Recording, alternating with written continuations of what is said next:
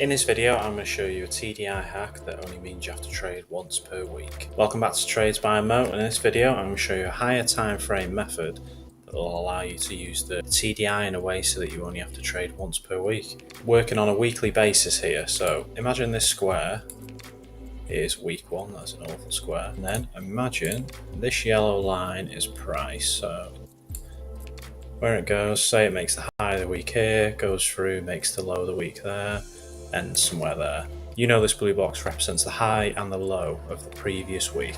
So the Monday starts, the price comes out into the new week, and basically this method we're looking for a break of the previous week's high or low. So whether price comes up and breaks here, which breaks this line here because this is the high, or vice versa if it comes out and breaks the low, which will be here. So our method is basically watching the 4-hour chart for this to happen, and we're going to use one indicator, which would be the TDI, so we can get that up now. Doesn't matter which TDI you pick, they're all pretty much the same. Personal preference, but I like to remove the background colour by ticking these two and then just making the RSI solid green rather than both red and green. I know this isn't a proper chart, but imagine this is the TDI and this is the price moving up and down the previous week. Like I said, it comes into the new week, does what it's doing, and here it comes out of the previous week's low. So you can see on the TDI below here there is a shark fin. Now shark fin is basically when the green RSI line comes out below the blue band and straight back in. So you see these two blue bands here, here's the top one, here's the bottom one. It's when the green line spikes outside of the band and goes back in. So we call the shark fin. Vice versa on the top, this would be a shark fin. Imagine it as an actual shark's fin sticking out of the water. Price comes and breaks the previous week's low here. We can then go down to the 1-hour time frame and we're looking for an M or W pattern, and I'll show you what that is in a minute. On the 1-hour chart will look something like this. In this example, this would be a W because you can see there's two lows. Just imagine a W has been drawn there. Vice versa, if it came out of the top, it'd come out, it'd make a shark fin on the H4, you go down to the 1 hour, and then that shark fin would look like an M, because there's two highs. And we're basically looking for a midweek reversal. It doesn't happen super often, but it is a higher time frame method, so they don't generally happen as often. There is a lot of different Forex pairs that you can trade. On a weekly basis, you can look through all of these different pairs to try and find it. So I'm going to show you some examples now. So, like I said, the blue boxes are the previous week. So this cross here would be going from Friday evening to Monday morning.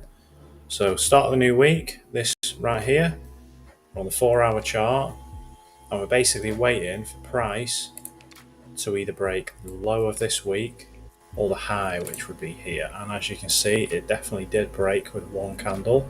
So once this closes, we now have RSI outside of the bands, and we're basically waiting for the midweek reversal. So you can see it starts to come back in here, and when we get the shark fin come back in, which will be on this candle, we can then go back down to the 1-hour time frame. So this is the 1-hour time frame for that exact move. So price came into the Monday, into the new week, broke the previous week's high. This candle here came up and it made a long slow M, and you can see the second leg of this M was this railroad track here. A good tip for this is to wait until the green RSI line closes below the yellow market baseline on the TDI.